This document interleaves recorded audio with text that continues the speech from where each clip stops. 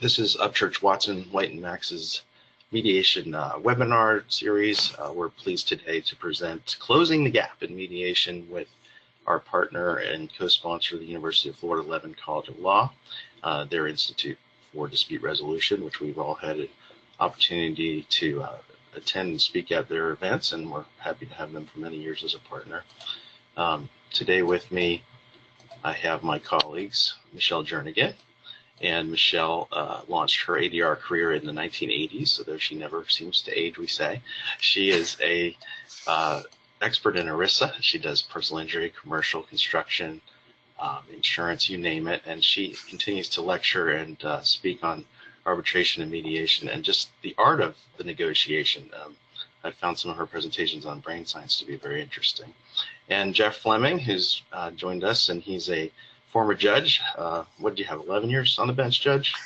Correct, and, yes. He now devotes his full-time practice to ADR. He's certified in circuit appellate and family law, and he's been doing work as a special magistrate as well, and he's a board-certified trial lawyer.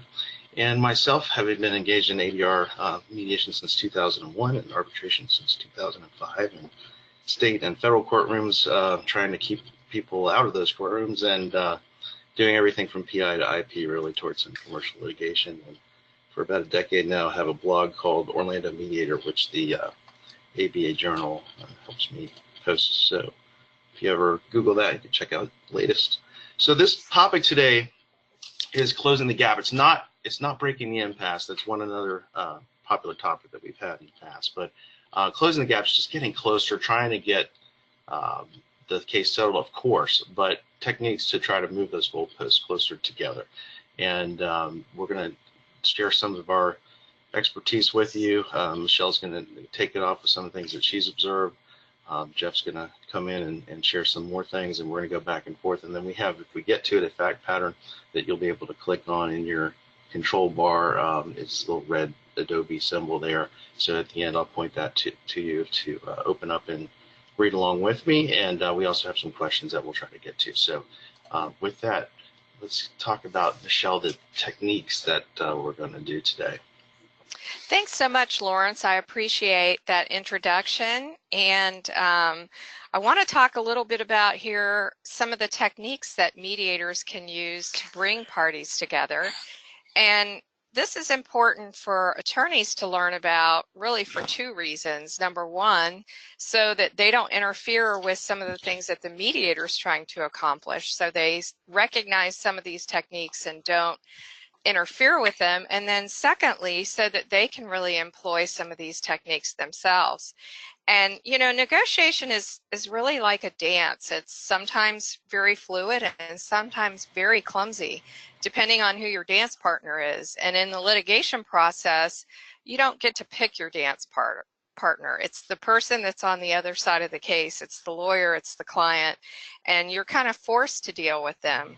And if you see our little picture there of the traffic light, sometimes those negotiations are green and they're moving right along smoothly, and there's really not a whole lot for the mediator to do other than to facilitate the communication between the parties. And sometimes those negotiations stall at that yellow light, and sometimes they come to a complete stop. So these are some techniques that you can use at various points in the process, and you don't necessarily have to be at impasse to employ some of these. Okay, next slide. So the thing we find, and this should be on the Mediator Coaching, something I think happened to the presentation. Yeah, there we go. So, you know, some lawyers, yeah, is it just speeding along on its own? We're on Mediator Coaching. Number 5, there you go. Yeah, there you go. So some lawyers, Lawrence is in charge of the presentation. That was purposeful. That way, he's one of our main tech people, and he's also going to move this along in case we take too long on any one particular slide.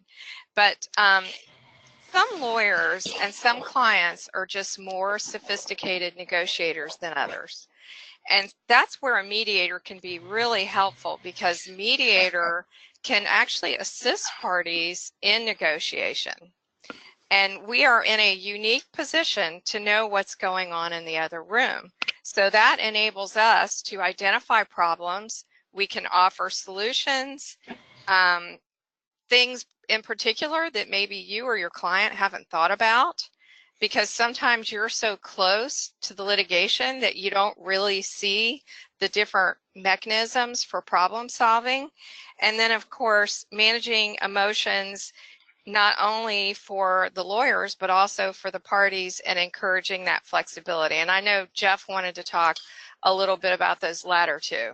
Right. Thank you, Michelle, and Lawrence, thank you also for the introduction.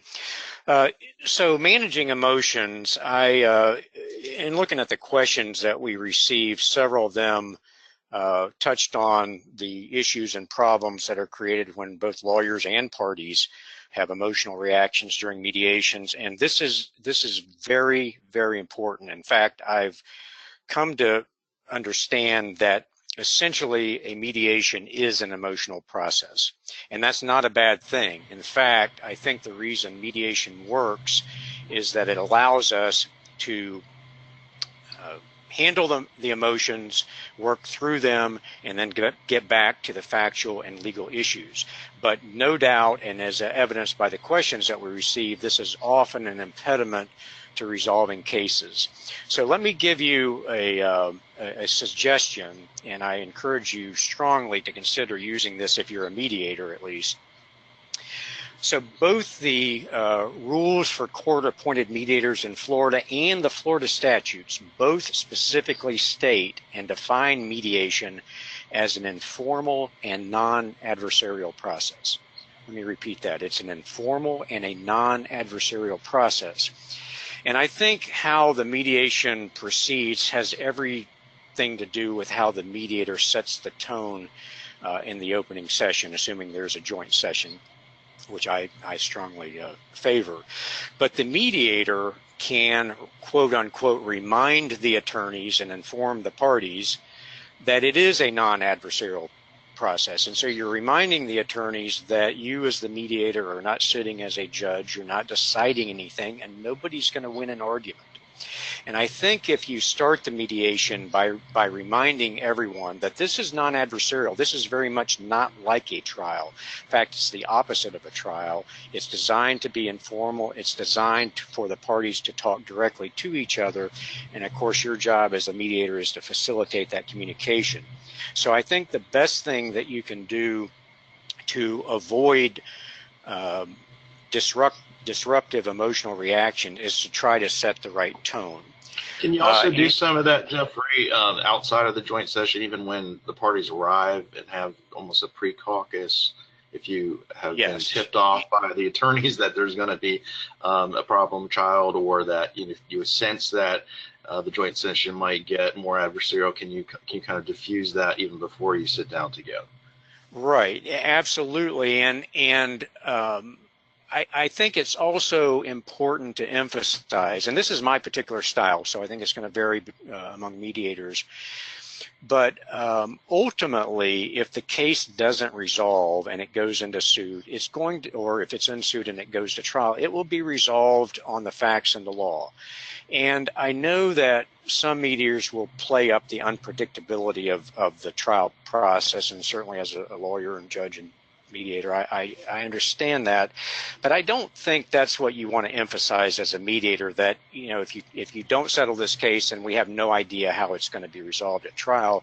Because to be honest, I think we lawyers go through the process of discovery, file motions, hire experts, spend a lot of money and time preparing for cases, not because we think jurors are crazy or judges are incompetent, but because generally speaking, we think we're going to get a fair shake. And so I really try to emphasize that in the opening session as well, that if you don't settle this case, ultimately it's going to come down to the facts and the law. And if for some reason in the trial it appears that it didn't, that is, the lawyers perhaps went overboard in their closing arguments, we certainly know, at least here in the 5th District Court of Appeal and around the state as well, that those cases get reversed. So I really do try to emphasize to the parties and the lawyers and it could be insurance professionals, corporate representatives. It really doesn't matter how often you mediate. We're all humans and we all have emotional reactions, but you're probably doing yourself and your client, if you're a lawyer, a disservice if you allow your emotions to get the best of you, because ultimately that's not how the case will be decided. In terms of encouraging flexibility, I think, Lawrence, you were kind of just touching on this. It really, encouraging flexibility and creating an atmosphere for flexibility in the mediation has everything to do with your communications beforehand. It's important to let the parties have reasonable time expectations. I know one of the questions we got was, I think something to the effect of what would you describe as the quality that you bring to the process? Well, as much as I would like to think it's my skill and experience and what have you, truthfully, I think what I bring to the process is perseverance. And I think if you let the parties know up front that you're not there to waste their time or their money, but on the other hand, you recognize that most mediations that settle only settle after a lot of time and effort. And so if you are persistent, you have a better chance of getting cases settled, and your opportunity to be persistent is enhanced if you let the parties and the lawyers know in advance that you are going to be persistent, and to ask them to be patient with you. And I guess the final thing I would say on this slide is think outside the box in mediation in terms of being flexible, being creative. Sometimes I will, at the end of a mediation, sort of in the closing the gap mode, if it looks like the case isn't going to settle, I might pull the lawyers together and say, what am I missing? Is there anything I missed? What else can we talk about? Is there anything else you can share with each other? So I think that sort of thing will often achieve a settlement, or at least move the process closer than if you just declare an impasse. So, right. I'm going to make just a couple of comments on the mediator coaching, and Jeff mentioned the two words patience and perseverance.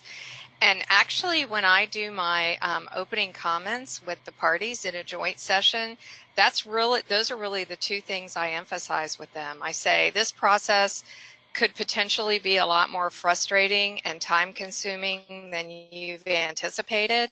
And the one thing I'm going to need from you in order really to accomplish my job is to try to help you folks reach resolution is your patience and your perseverance. Because I tell them that if you exercise those qualities, I find more times than not, we are able to reach a resolution. And the other thing I just wanted to say, because we kind of talked all around this, but we didn't use these exact words, on the mediator coaching, part of what the mediator does is manage the parties' expectations. And sometimes those parties' expectations are out of line when they get to the mediation, and one of the functions that we have as the mediator is to help them adjust their expectations, and that really is part of what is accomplished in the mediation process.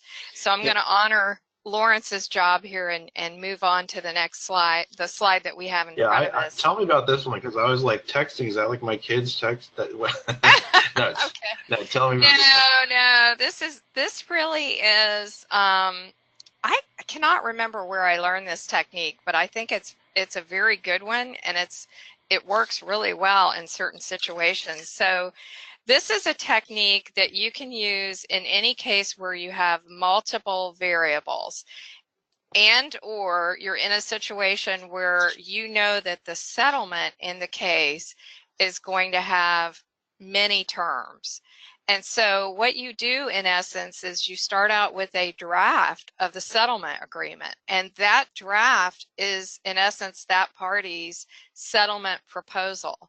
That is brought with them to the mediation. I usually encourage folks to maybe have it on a zip drive or their computer or whatever it is they have that would be easy to access.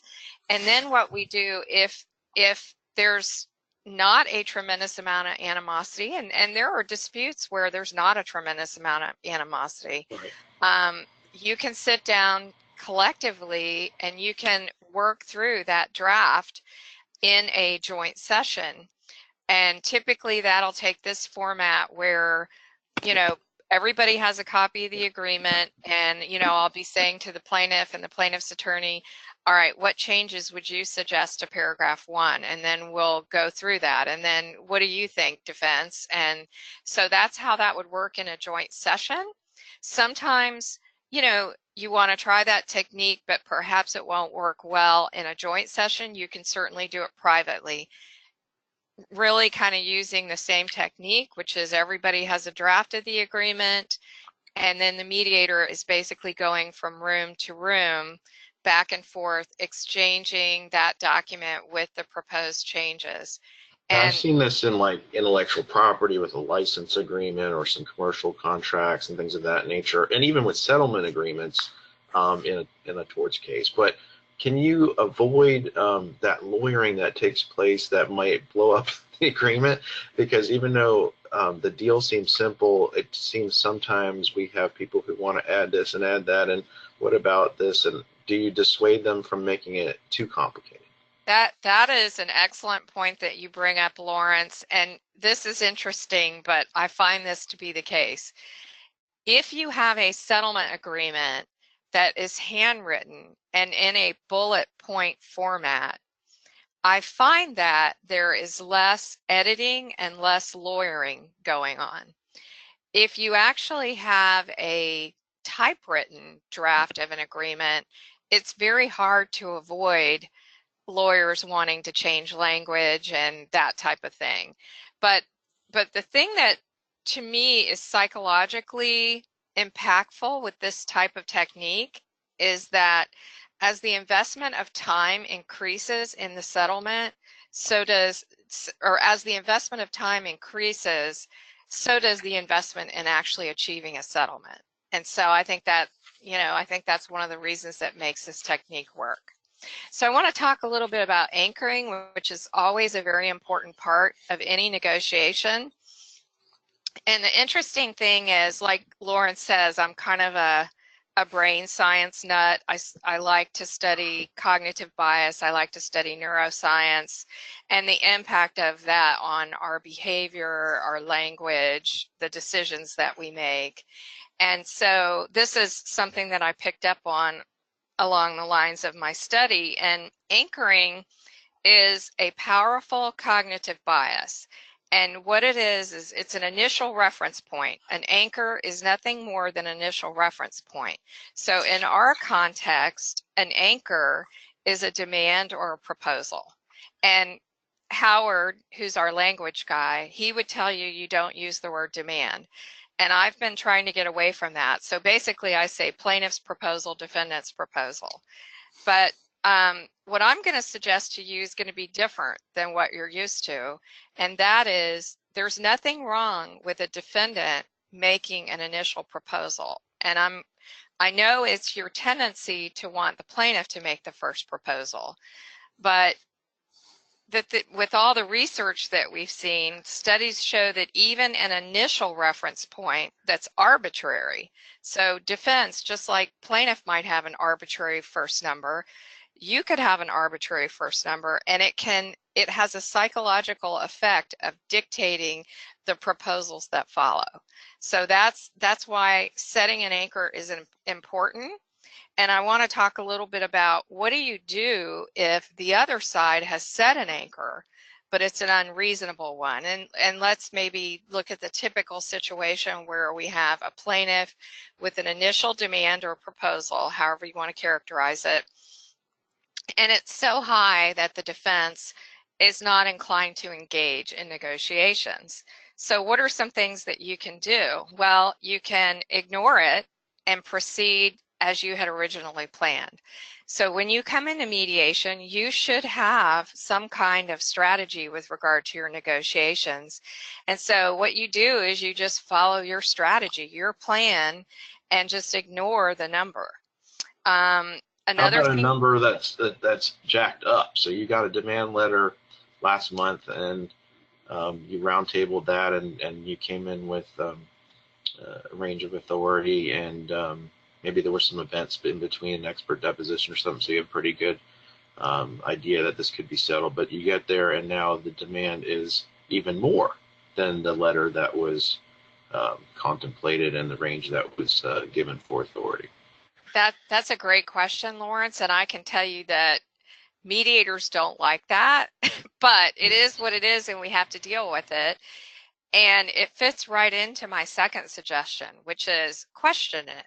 So when someone makes an unreasonable proposal, or as in the situation Lawrence just described, where they have an initial demand and now all of a sudden we're in mediation and it's even higher than it was before, to have credibility, they really have to have some justification for it. And so, without getting angry and without being attacking, if you can say, hey, I don't get it. I mean, you put this in your demand letter and now here we are only a few weeks later, a few months later, and you're way above where it was before. Why is this case worth any more now? And at least give them an opportunity. You may not agree with what they say, but it should be at least something that they can defend. There should be some rational basis for it. My least favorite way to respond to an unreasonable anchor is to reciprocate in kind. They did a low ball, they did a unreasonably high demand, we're going to do a low ball offer. And then I want to throw this one more thing out before I let Jeff talk about establishing ranges. But you can propose a bracket too. I mean, some people think that brackets are only reserved for when that yellow light comes on or when that red light comes on, but not necessarily true. I've seen it work well from the get-go. Okay, Jeff? Jeff's going to take us through bracketology, but go ahead. Yeah. Well, a little more on establishing ranges. You were already touching on this, Michelle and Lawrence, but what we're seeing, or at least I am more and more, are early proposal for settlements and parties coming in and then going backwards, so to speak, from those proposals for settlement. I think they're because the PFSs were calculated, to try to trigger an entitlement to fees. So I think, again, this is where advance work comes in handy. If you become aware that a party intends to go backwards, so to speak, that is, a plaintiff is going up or defendant is intending to go down from a pre-mediation offer, I usually ask, have you let the other side know that? Is it okay if I let them know that that's your intention? Because what you do not want is for, at the mediation, one side to be essentially blindsided by this and not be prepared to respond to it. And so that happens. And so, again, I think it has a lot to do with your preparation. And by the way, this was another question, I think, about what practices somebody asked. But my practice is, and it's usually I wait till the day before mediation, and any of you who have mediated with me has gotten one of these emails where I just send an open-ended email saying, if you have anything you want me to review, I'm ready, willing, and able, please send it. I'm not certainly requiring it, but that oftentimes is that overture helps me learn things. Can I ask y'all, have you seen less and less summaries being sent in the recent years than you used to? I would say no. I'm pretty proactive about asking for them, and if nothing else, I'll get a short email, which is all I need. So I don't. How about certificates of authority? Is anybody providing or copying you on the service list for who's coming to mediation? Sometimes I get that. Yeah. Mm-hmm. It's not required in a federal case. Let me make another comment about defining the range, the initial range. Sometimes maybe in the back of our minds, we think about mediation and the back and forth when it gets kind of to the mediators just running numbers back and forth. It's kind of like buying a car or buying a piece of real estate or anything else that you might be purchasing. But it's really not, because those things, and this is this recently occurred to me, that, when you buy something like that, a car or real estate, there is an objective value to it. You may disagree about the final price, but there's the Kelly Blue Book, or there's appraisals, there's Zillow. There are things where there's some relative objective estimate. But in a mediation, depending on the type of case, a lawsuit, there really isn't that. I mean, we have jury verdict reporter and such, but that's much less precise than Kelly Blue Book. So my point is that sometimes the plaintiff will come in and make a extraordinarily high demand, and if it's my perception that that's what's happened, then I want to make sure the plaintiff, him or herself, is aware that the defense may come in with an extremely low offer. Right. You know, you wouldn't, if you're buying a car that's worth more or less $10,000, you wouldn't make an initial offer of $1,000. But in a lawsuit, you might start very low, even though that's not where you intend to end.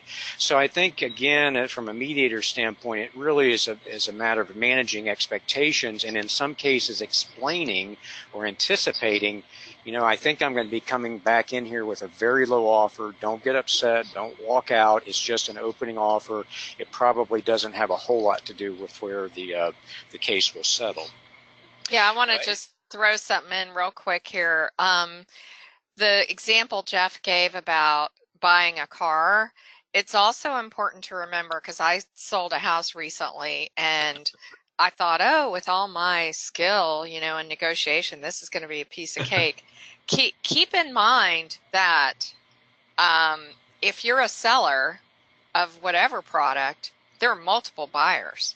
And if you're a buyer, there are multiple sellers. That's not true in a lawsuit. There's a defined group of people who are negotiating. So that makes a big difference. That's a good point. I'll add that to Okay. Thank you, Michelle. I hadn't thought of that. That's true. All sales negotiation doesn't necessarily apply to these factors. And something I've been doing recently when I've seen the knee-jerk low ball is to have a party try and skip a move and actually not put a damper on things when there's maybe a demand that was higher than expected, sort of ignoring that, having us, you know, not come in at the $5,000 and do something different, and then that actually changes the tenor of the thing, and not that it makes it overly optimistic that, you know, they're going to get into that ballpark, but it keeps the wheels very greased versus getting entrenched into corners, and I found that to be a little bit of an icebreaker when you have those high and low ball. All right, one quick point on this slide number 8 here in terms of exploring non-financial considerations. Well, be aware if there are non-financial considerations, determine early on whether they're deal breaker conditions, because what you don't want to happen is mediate a case all day long, reach an agreement on the money, and then start talking about some non-monetary condition that one side assumed the other side knew about, but they didn't, and then, you know, you thought you had the case settled and you really didn't. Correct. On the other hand, there are minor issues, and this is just a judgment on the mediator and the lawyers about when you inject them, but in terms of, you know, how the check's going to be payable, or, you know, exchanging the release and the check, or maybe even some other matters, you don't necessarily want to get into those discussions before you reach an agreement on the number, but for sure, if it's a complicated case and it involves non-financial considerations, you know, ask each side privately, is there anything that you're insisting on that we need to make sure from the beginning that the other side knows about? Could be like a non-disparagement, or some changing of property, changing hands, something of right, that nature. or in mortgage foreclosure cases, we can get into details, but they're just sometimes there are assumptions made that are not equally shared. So, all right, now if I can take let me go back. Can I get back to 9? Lawrence, can you I'll just take us back to I don't know why our slides are crazy. Thank you. Okay, brackets. Somebody asked a question, when during the negotiation, if ever, should you make a quote-unquote box offer? The three of us weren't sure what that was, so I'm thinking that may refer to a bracket. And as Michelle just said, really there really is no bad time necessarily to offer a bracket. It really just depends on the particular case. But first of all, what is a bracket? So a bracket is a conditional offer. I'll go to this if you go to that, or sometimes what's referred to as a package deal, or perhaps a box offer. We'll go to X if you go to Z. And the value in brackets is that hopefully it creates a comfortable negotiation zone for the person offering the bracket. Or as Larry Watson, one of our stalwarts here at Upchurch, would say, it helps overcome the fear of flying, or we're not coming out of our tree unless they come out of their bunker, or the fear that if I make a big move, they'll see it as weakness. So it eliminates the fear of negotiating because the offer that you're making is conditional. So it allows movement without a firm commitment, builds confidence. In a sense, you might say you're negotiating with one foot on the bag, and helps the parties to get to the decision point. Now, I already mentioned there's no bad time to offer a bracket. Generally speaking, mediations don't start off with bracket offers, although if you have an extremely polarized position, as Michelle was just referring to, sometimes they're necessary. But as a practical matter, it's usually midstream, when the progress is slowing, and I think this is just kind of a gut reaction on my part sometimes, when I have an offer that's been made, and I just know that when I go into the other room it's going to be an adverse reaction, I might suggest, well, instead of that offer, would you consider a bracket? And sometimes the parties will actually make the offer they wanted to and couple it with a bracket. But that's typically, I think, when brackets are most useful. But also they can be at the end of the process as well. Although when the numbers are getting close, it's kind of harder to make brackets when the offers between the plaintiff and defense are too close. But have you been caught in bracket hell, Jeff, where there's just brackets and counter brackets, and there's no movement? I don't think I like brackets so much. I wouldn't characterize it that way, but I have had cases where we've bracketed, one party jumps out of the bracket, and then maybe the other party, and then we go back and forth, and somebody else proposes a bracket again, and that's okay. But I'll have to tell you, after the mediations I've done, even when the mediation's been successful in the sense that the case settled, I kind of look back on it and think, sometimes people think of mediation as a game, and I don't really love that kind of jumping back and forth. So I don't know about bracket hell, but I think it gets kind of confusing when you're going from bracket to hard numbers, then back to brackets. So. Yeah, and one thing I'd throw in on that is, if people are truly, if both sides are truly progressing using brackets, and then all of a sudden we hit a point where it's not working as well, I encourage them, I say to them, don't go all the way back to the last number you put on the table, because then we've lost all the progress that we've made. And so I really encourage them to not retreat back to whatever their quote formal offers were, and actually find something that is somewhat consistent with the brackets. So. All right, let's see if we can get to slide 10. Okay, can you move to 10 or give me the control, Lawrence? There we go. This is your example. Okay, yeah. So here we have the plaintiff is at 100,000, the defendant's at 1,000. So those are the pre-bracket numbers. And the plaintiff is not happy because they've gotten this paltry $1,000 offer. So let's propose a better range. And we would do that through this combined offer of, I hit twice here, but that's okay. So the plaintiff says, well, you know what, I'm not coming down from the 100,000, but I will go to A, defendant, if you go to C. And the defendant says, I don't think so. I don't think I can accept that offer, but we'll go to Z if you go to X. And so now you've had one round of bracketing. And the plaintiff says, nope, I'm in Z, but we'll go to D if you go to F. And then the defense responds, no, thank you, but we'll go to W if you go to U. So that, and this can go on several rounds. I don't, as again, to respond to Lawrence's question, I don't necessarily think there's a limit to it.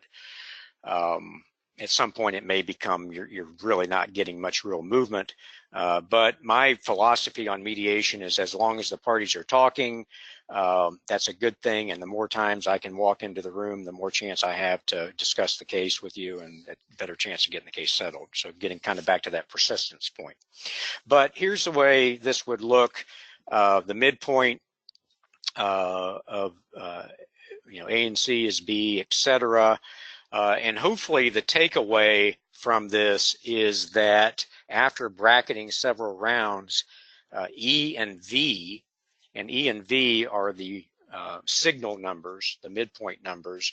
E and V are closer than B and Y. So as you're bracketing and each party is responding to each other's brackets, the midpoints of the brackets are getting closer. So that's a very important precept. And of course, as a mediator, it's not my mediation, but I am conducting the mediation, and to that extent, I'm setting the ground rules. So when someone offers a bracket, I make sure that they understand that the other side will most likely perceive that if you're offering A and C plaintiff, the defense is thinking you're going to settle for B.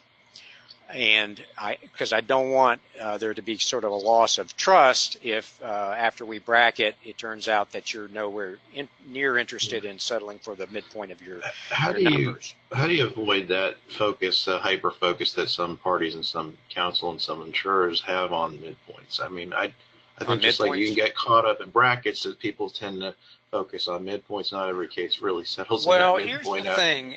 Yeah, here's what I would say. If the parties are, let's go to this example. The plaintiff's at 100,000, the defendant's at 1,000. You might say the halfway point. I would call the halfway point between 100,000 and 1,000 is what, $50,500. But that's not a meaningful number. I don't think, in terms of where this case may settle. What is a meaningful number, though, is the midpoint of the two numbers any one party is proposing. So I actually tell the parties, if you're proposing a bracket, please understand that the other side is going to perceive that as you being interested in settling the case very close to the midpoint, or the so-called bracket number. And if you're not, or signal number rather, the signal number is the number in the middle. And if you're not signaling that, then don't offer that bracket. So that's my personal, again, my rules, my approach to using brackets. And also, if your bracket is accepted, it's your move. So if the plaintiff proposes that bracket, then it's the next move is your move. So those are the ground rules. Now, again, the real numbers are the pre-bracket range. The bracket numbers are the numbers that any one side is offering as part of their package deal. The signal numbers is also referred to as the midpoint. And then hopefully, as Michelle was saying, you jump out of the bracketing, but when you jump out, you don't go back to the number you were at before. You've learned information through the bracket process, and the numbers are much closer together. Now, interestingly, parties can bracket and the midpoints not be changing at all. Plaintiff could propose a bracket of 200,000 or say 300,000, 100,000 bracket, midpoint of 200, and then come up with a 250, 150 bracket. Their midpoint stays at 200, and the defense can be doing the same thing. So the parties can be bracketing back and forth, and their midpoints are staying the same. That's not as much progress as if the midpoints are getting closer to each other, but it's still progress because you're still going back and forth. You're still talking about the case, and in my view, that I'll take it. I'll take it. That I think. And I'll say one thing about the signal number. I agree 100% with Jeff that the midpoint does signal that you would be willing to settle for the midpoint, and if that is not the signal you want to send, I don't have a problem with somebody putting forth a bracket and saying, well, I'm not going to the midpoint, but I think that should be clearly communicated when they set forth the bracket, and should be clearly communicated to the other side. Yeah, so thank you for adding that, because ultimately I'm going to do what I'm asked to do in this regard. But if a party insists, I'll say, well, please let me tell them that you are not looking at the midpoint. And that happens. That's fine. That happens, but it's not ideal. And how about when the bracket's rejected and now you don't have an alternate number? Do you get an alternate number sometimes to bring as an alternative to the bracket? Yeah. I mean, oftentimes you'll go in. I'm not sure if this is what you're asking, but I may walk in with a bracket and somebody will say, I hate brackets, I'm not offering a bracket. So they'll come back with a hard number. I try to share the value of brackets, and let me just make this final point about them, because it really is the beauty of brackets, if you will, is the built-in ambiguity. And by which I mean, to me, and we've discussed this, when you propose a bracket, you're the plaintiff and you're proposing a bracket, I'll come down to 300. If defense comes up to 100, you're signaling you'll settle for 200. But the defense may be signaling will be signaling a lower number. And as the parties continue to bracket, you're not only communicating midpoints, but what is often the much more important number is the midpoints of the midpoints. And I know that sounds esoteric, but if you think about it, that's what you're dancing around. And so when the parties finally jump out at the brackets, my experience is that we're now negotiating oftentimes towards the midpoint of the midpoint.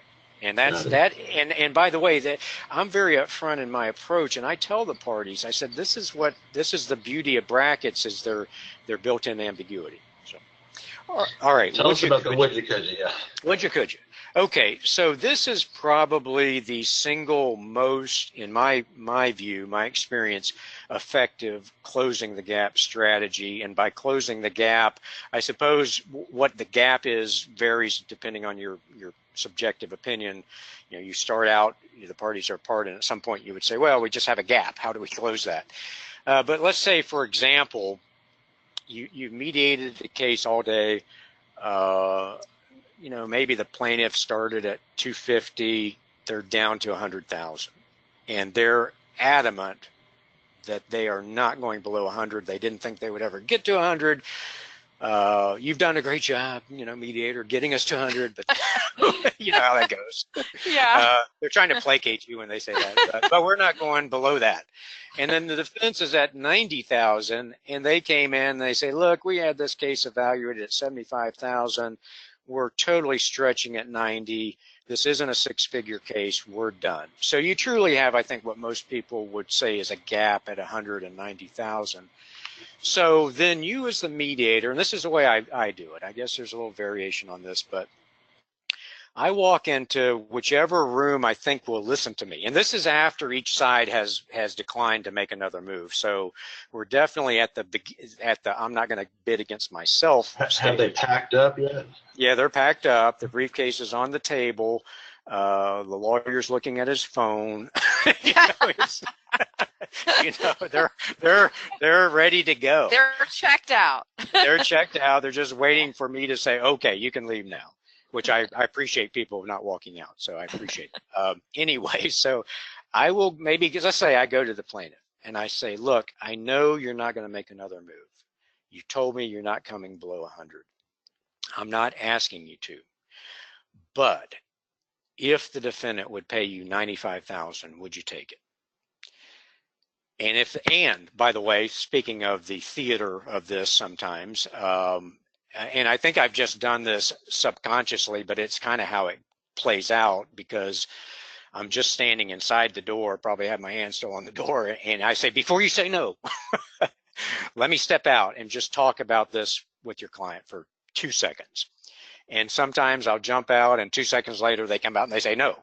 But usually there is some discussion. And if they say yes, we're not coming below 100, you don't have authority for anything below 100, but if the defense will offer us 95, we'll accept it. And then I go into the defense and I communicate that. And I'm open. I say, look, they're not below 100, but they're telling me if you offer the 95, they will accept it. And I encourage the parties at this point, the defense, really both sides, but let's say in this example, I'm talking to the defense second. I said, don't come back at 92.5 or 91, or it just either it's a yes or no. And I'm very slow to do that, but I think the value of this is greatly enhanced in the would you could you. If you are communicating to the second room that, look, whatever you say right now, we're done. The same with the plaintiff. In this, my example the first time, if you come out and say, no, we're done. And I think that sense that they're not going to have to split the difference again, and that this truly is final, creates even after and being adamant that they're not making a move, I won't say often, but not infrequently. How's that? Not infrequently cases settle using the would you could you. So speaking of finality, Michelle, what about third-party adjudication? I'm going to be brief on this because I know we want to go through some other things that I think are really important, but I think the purpose of talking about this today is to say to lawyers, having a trial is not your only option if you're facing impasse. You know, maybe there's a creative way that you can get a particular issue before the court to figure out how's the judge going to rule on this. And once we know that, then we can further negotiate and get a resolution. Summary judgment, obviously, you know, if we get to our example, you'll see that that certainly has an impact on negotiations, whether or not parties think that there's going to be a summary judgment granted or denied. And then mock trials are very useful in large cases that involve a lot of money, so that you've got the ability to afford to hire a consultant and actually vet a case in a mock trial setting. And you could decide that that's going to be binding, probably won't be agreeable to both sides, but you could certainly get a non-binding opinion and then negotiate from there, because at least you've gotten some kind of third party to weigh in. Then there's also arbitration and binding expert opinions. Jeff, so Jeff, can you go through brainstorming with both attorneys and then yeah, I'll keep this brief. Basically, and I think I touched on this already, but first of all, there is a rule 1.720I, rules of civil procedure, that allows the mediator to talk to the parties or their counsel. So that means you, as the mediator, have the right, if you will, to talk to the lawyers certainly separately, or the parties.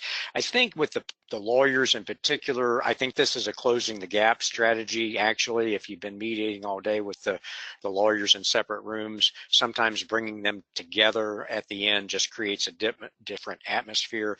And of course, if there are legal issues that are particularly thorny, sometimes I feel like I'm just kind of wasting time or taking too long to try to understand the intricacies or nuance of a legal issue, when it really would be better if the lawyers just talk directly to each other, especially in multi-party litigation. So I don't know about wasting time, but it's certainly more efficient sometimes to get the parties together. Also, sometimes I think this touches on a question somebody asked about, let's say there's a lawyer who clearly doesn't have or has lost client control. I think sometimes separating the lawyer and the parties in that circumstance can be helpful. In terms of brainstorming with the parties, I certainly never assert this over a lawyer's objection. That's not going to be productive. However, and I think this is particularly in say building related disputes, construction disputes, small business disputes, you know, people who know and have worked with each other and now are at odds with each other in litigation, sometimes the best thing you can do is just get the two parties across the table, especially if you sense, and this is not unusual, for one side to say, look, I like so-and-so. I'm really sorry we're in this situation. I'd like to get this resolved and put this behind us. I mean, if you're getting that kind of vibe, then see if the lawyers are okay with you getting the parties together. And finally, let me just say one thing about that. So if you're in I think it's important for lawyers to recognize, and you'll probably know this situation when you encounter it, if you're working with high-level executives, I've had mediations with publicly traded companies before. You have high-level executives, they're used to being in charge and they're used to negotiating. And so that is a situation where it's very fruitful, and it's almost something they're going to expect, to have the chance to talk one-on-one with the other decision maker. Is it sometimes where the actual C-suite people are talking and the lawyers aren't, and you want Yes, them absolutely. to? They actually, the lawyers are getting in the way, maybe a little bit. Absolutely, no question about it. Yeah.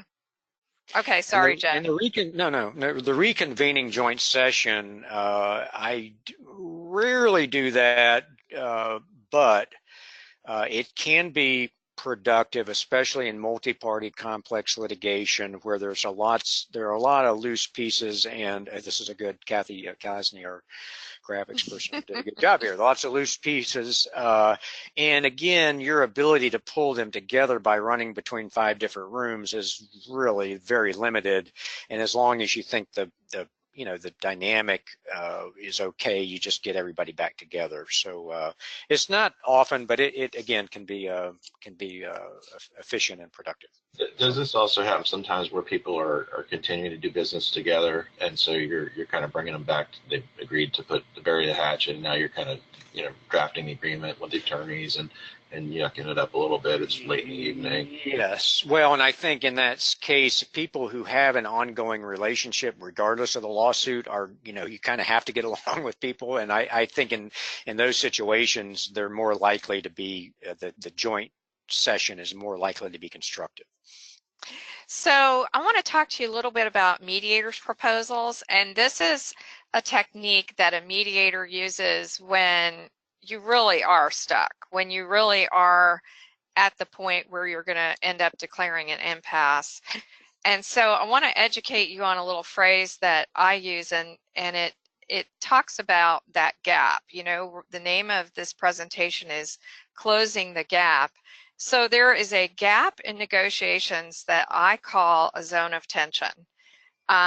If you look back at Jeff's example, when you're at 100,000 and at 1,000, there is no zone of tension there. Okay, that's it'd be easy for the defense to walk away, it'd be easy for the plaintiffs to walk away if there's not further negotiation.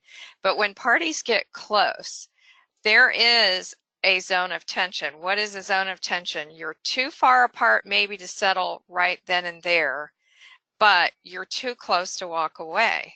And that's where I think a mediator's proposal is really, really helpful. And so how does it work? And I just want to let you know that some mediators do this differently. I'm expressing the way that I do it, and some people call it by a different name. Some people call it a silver bullet. So I'm going to walk through the steps with you. The first thing that you have to do is you have to introduce the concept as a mediator to the parties and the attorneys, and then you have to ask them if they want you to make a mediator's proposal. So if one side says yes and the other side says no, I don't make a mediator's proposal. I have to have the consent of both parties. And I explain the process thoroughly before I provide a mediator's proposal. Then I get with them separately, and I provide them the number that I'm proposing, and then I give them the opportunity to tell me separately whether they have a yes or a no to the number that I have provided. And my criteria for selecting a number is equal pain for all, but it doesn't necessarily mean it's a split the baby. It is a bullet number. Doesn't kill, huh? Yeah, it's a number that I think will settle the case. And that doesn't necessarily mean it's a number that is right smack in the middle between where they are. And then they have the opportunity privately to communicate to me the yes or no. And if both say yes, then we have an agreement, obviously. If both say no, we don't have an agreement. If one party says yes and the other side says no, then we don't have an agreement. But here's the beauty of it. The party who is refusing to accept the mediator's proposal is not informed of the other person's choice. So in other words, the person who says no is not informed that maybe the other person said yes or no. So I find mediators' proposals to be very, very effective, but I don't like to do them unless it's more or less a last resort. Now, here's another phrase that I coined just from a case that I had. So the parties, we mediated the case. It took about 4 hours, 5 hours. It literally was a multi-million-dollar case. It was like a $5 million demand. The offer was, less than 100,000. So obviously we were worlds apart, right? No zone of tension there. And so the negotiations continued for several weeks after that, where I was on the phone with the lawyers at least 2 or 3 times a week for like 3 or 4 weeks. And eventually what happened is we started to get a little closer, and so there was a zone of tension created. And one of the attorneys suggested to me, do a mediator's proposal, Michelle, but before you do it, get my best number. I'll go to my client, I'll get you my best number, and then get their best number, and then you make the mediator's proposal. And I said, and of course the idea was that the best number would not be communicated to the other side. It was held in confidence. So only I knew that number from both parties. And so I did provide a mediator's proposal, and it did resolve the case. So that was kind of interesting. I had never had it done that way before. I had never done it that way before. And so, I decided to give it a name. So have you been able to do a silver bullet post-mediation, like in the week after or so? Yeah, I have. Yes. All right, so we have, for those of you on the webinar, the GoToWebinar fact pattern is on the right. If you click on the red square there, there's a fact pattern, and we're just going to briefly touch on this. So I believe Jeffrey wrote this kind of in advance of the recent hit with Mr. Cooper and Miss Gaga, but Janet Garland was driving home from the movies having just seen Born as a Star, and she was quite elderly and stopped at a traffic light, and she got rear-ended, and the person that hit her tendered the $10,000 bodily injury limit.